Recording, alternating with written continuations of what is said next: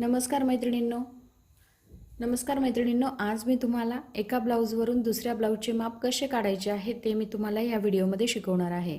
Video जर आवडला तर व्हिडिओला लाईक करत चला, शेअर करा आणि जे पण नवीन सबस्क्रायबर म्हणजे जे पण नवीन व्हिडिओला बघतात तर त्यांना पण चॅनलला सबस्क्राईब करत चला, जेणेकरून जो भी व्हिडिओ मी अपलोड करत जाईल, नवीन व्हिडिओ मी टाकत जाईल तर त्याची नोटिफिकेशन तुम्हाला मिळत राहील।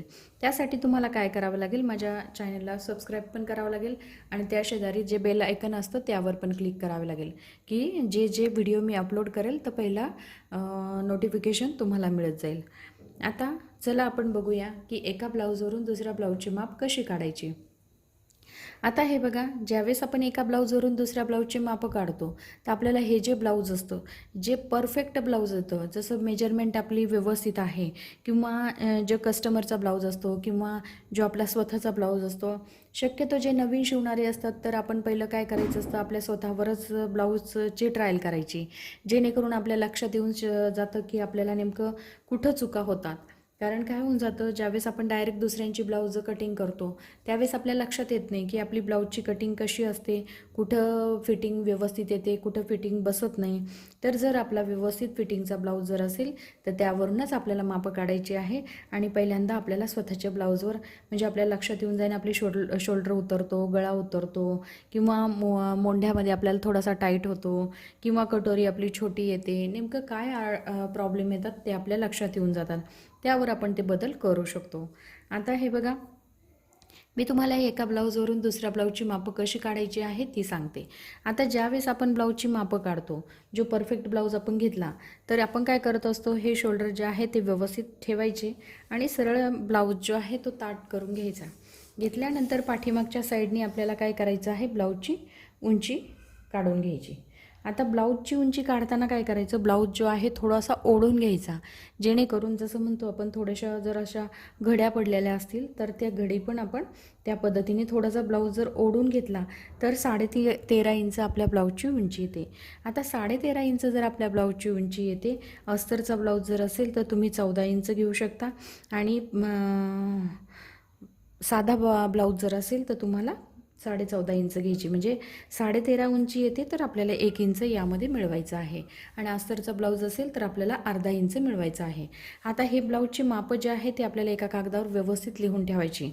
उंची प्लस आपला साधा ब्लाऊज असेल तर 1 इंच आणि अस्तरचा ब्लाऊज असेल तर अर्धा इंच, त्यासोबतच आपल्याला गळ्याचे माप घ्यायचे। आता गळा किती येतो आपला, 9 इंच। आता 9 इंच गळ्याची उंची येते, 9 इंच गळ्याची उंची आल्यानंतर आपल्याला गळा उंची जी आहे ती 9 इंचच आपल्याला लिहून ठेवायची आहे। त्यानंतर हे बघा, फ्रंट साईडला काय करायचं, फ्रंट साईडला आपण कधीच मोजत नसतो उंची, कारण ज्यावेळेस आपण उंची मोजतो, कटोरीचा टक्स पॉईंट असतो, ब्लाऊज आपण ज्यावेळेस ओढून घेतो त्यावेळेस ब्लाऊजची उंची जी आहे ती व्यवस्थित निघत नाही, जास्त उंची निघते, त्यामुळे आपण नेहमी बॅक साईडलाच उंची मोजत असतो। त्यानंतर आपल्याला ब्लाऊजची हुक लावून घ्यायची आहे व्यवस्थित आणि ब्लाऊजची हुक लावल्यानंतर आपल्याला काय करायचं आहे, गळा व्यवस्थित ठेवायचा आणि त्यानंतर आपल्याला हे शोल्डरचे माप काढायचे आहे। आता बघा, शोल्डरचे माप किती निघतात आपलं, 11 इंच। इथे आपले शोल्डरचे माप, इथे आपली स्लीव जी जॉईंट झालेली आहे इथपासून तर इथपर्यंत आपलं दुसऱ्या स्लीव्सपर्यंत किती बाही जॉईंट केलेली आहे तिथपर्यंत आपलं माप किती निघालं, 11 इंच। आता हा जो गळ्याचा राऊंड आहे तो अगदी व्यवस्थित आला पाहिजे, तरच आपला शोल्डर जे आहे ते व्यवस्थित निघतं। आता जे नवीन शिवणारे त्यांच्याकडनं काय होतं, थोडा गळा अशा पद्धतीने ठेवला जातो तर आपलं शोल्डरचं माप लगेच कमी होऊन जातं। आता आपण जर काही असे असतात की व्यवस्थित गळा ठेवला पाहिजे, राऊंड शेपमध्ये ठेवला पाहिजे, जर अशा पद्धतीने गळा फाकला जातो तर आपल्या शोल्डरचे माप जे आहे ते लगेच 12 इंच निघतं। तर हे माप जे आहे ते अगदी व्यवस्थितच आलं पाहिजे। गळा जो आहे पहिले हुक लावून घ्यायचे, नंतर आपला गळा राऊंड शेपमध्ये व्यवस्थित ठेवायचा आणि त्यावेळेस आपण शोल्डरचे माप काढायचे आहे। आता ज्यावेळेस आपण शोल्डरचे माप काढतो, जेवढे आपले शोल्डरचे माप असतात त्याचा हाफ आपण घेत असतो। 11 इंच घेतलेला आहे शोल्डर, आपला 11 इंच निघालं, त्याचा अर्धा निघत असतो आपला 5.5 इंच। मग आता 5.5 इंच जर आपलं शोल्डरचे माप निघाले आहे तर आपल्याला काय करायचं आहे, आपला गळा पाठीमागचा गळा किती इंचाचा आहे तो बघायचा। आपला गळा डीप जर असेल तर आपल्याला काय करायचं, शोल्डर हे 5 इंचावरच घ्यायचं आहे। अर्धा इंच आपण शोल्डर कमी करत असतो, जेणेकरून आपले शोल्डर उतरणार नाही। त्यानंतर आपल्याला काय करायचं आहे, इथे आपल्याला छातीचे माप काढायचे.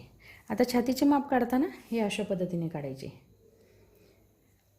हे बघा 9.5 इंच आपल्या ब्लाऊजच्या छातीचा चौथा भाग येतो. आता 9.5 इंच छातीचा चौथा भाग आल्यानंतर आपण मोजताना हुकच्या साईडने मोजायचं, जेणेकरून ही हुकची पट्टी ज्यावेळेस आपण लावतो ती आतल्या साईडला लागलेली असते. म्हणून आपण काय करत असतो, मोजताना इथून इथपर्यंत 9.5 इंचावर आपल्याला हे माप जे आहे ते मोजून घ्यायचे आहे. ज्यावेळेस इकडच्या साईडने तुम्ही माप मोजताल, ही एक्स्ट्रा पट्टी असते. ही एक्स्ट्रा पट्टी असल्यामुळे आपलं माप जे आहे ते जास्त निघू शकतं. तेव्हा आपल्याला कधी पण छातीचा चौथा भाग काढताना हुकच्या साईडने घ्यायचा असतो. त्यानंतर आपल्याला हा कमरेचा चौथा भाग घ्यायचा. तो मोजताना पण आपण हुकच्या साईडनेच मोजणार आहोत. ते येतं आपलं 7.25 इंच. कमरेचा चौथा भाग जो आहे तो येतो आपला 7.25 इंच. आता इथे कटोरीचा जो पार्ट आहे, आपण ह्या शेजारच्या पार्टवर कटोरीचा पार्ट काढत असतो. कारण काही बरेच जण अशा पद्धतीने पण कटोरी जी आहे ती मोजू शकतात. म्हणजे 5.5 इंचाची आपली जी कटोरीची रुंदी आहे ती निघत असते. त्यानंतर आपल्याला बाही उंची घ्यायची. आता बाही उंची जी आहे, आता इथे आपण ज्यावेळेस शोल्डरचं घेतलं आहे तर शोल्डरचा हाफ पण इथे घेतलेलं मी तुम्हाला सांगितलं. पण इथे ज्यावेळेस आपण छातीचा चौथा भाग घेतो त्यावेळेस छातीचा चौथा भाग प्लस आपल्याला 1.5 इंच माप जे आहे ते लिहून ठेवायचं. ज्यावेळेस आपण दुसऱ्या ब्लाऊजवर कटिंग करायला जातो तो इथे आपल्याला 9.5 इंच छातीचा चौथा भाग घ्यायचा प्लस त्यामध्ये आपल्याला 1.5 इंच मिळवायचं. म्हणजे आपल्या चौथा भाग जो आहे तो 11 इंचाचा निघणार. इथे पण जसं आपण कमरचं माप घेतलं 7.25 इंच आणि प्लस आपल्याला 1.5 इंच याच्यामध्ये मिळवायचं आहे. त्यानंतर आपल्याला काय करायचं, स्लीव्ज बाही जी आहे बाही उंची मोजायची आहे. आता बाही उंची आपली किती आहे, 4.5 इंच. आता बाही उंची जर आपली 4.5 इंच असेल, अस्तरची बाही जर असेल, आता इथे बघा छातीच्या मापामध्ये आपल्याला काही कमी जास्त करायचं नाही. जसं मी उंचीमध्ये सांगितलं होतं, अस्तरचा ब्लाऊज असला तर अर्धा इंचच घ्यायची आणि जर नॉर्मल ब्लाऊज असेल तर 1 इंच घ्यायची. इथं काही कमी जास्त करायचं नाही. इथे नॉर्मल ब्लाऊज असला तरी 1.5 इंच घ्यायची आणि अस्तरचा ब्लाऊज असला तरी 1.5 इंच घ्यायची. आणि जर नवीन शिवणारे असतील तर त्यांच्यासाठी मी सांगेल की 2 इंच घेत चला. जेणेकरून काय होऊन जातं, जेव्हा मार्जिन आपण जास्त घेतलं, आपल्याला जर टीप पुसवायची असेल, कारण ज्यावेळेस पण नवीन शिवतात त्यावेळेस काय होतं, कापड जे घेतात ते खूप साध्या पद्धतीचे घेतात.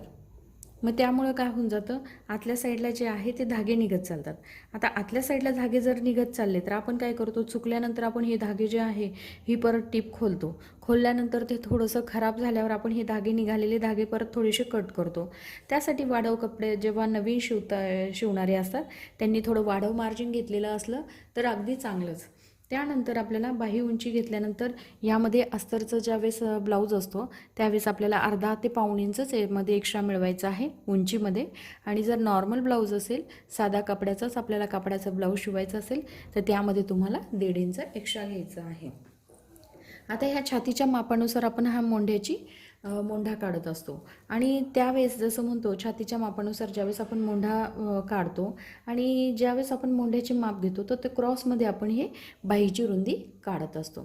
तर अशा पद्धतीने आपल्याला एका ब्लाऊजवरून दुसऱ्या ब्लाऊजचे माप कसे काढायचे आहे ते मी तुम्हाला सांगितलेलं आहे. आता याची कटिंग पण मी तुम्हाला दाखवू शकते.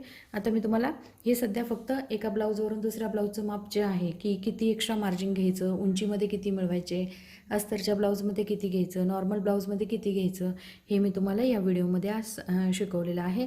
आता हा जर व्हिडिओ तुम्हाला आवडला असेल तर व्हिडिओला लाईक करत चला, शेअर करा आणि आमच्या चॅनलला सबस्क्राईब करा. यामध्ये जे पण तुम्हाला समजलं नसेल तुम्ही कमेंट्स बॉक्समध्ये मला विचारू शकता. त्यावर मी व्हिडिओ बनवून परत तुम्हाला समजून सांगू शकते. तर व्हिडिओला नक्की लाईक करत चला, शेअर करत चला आणि चॅनलला सबस्क्राईब करा. धन्यवाद.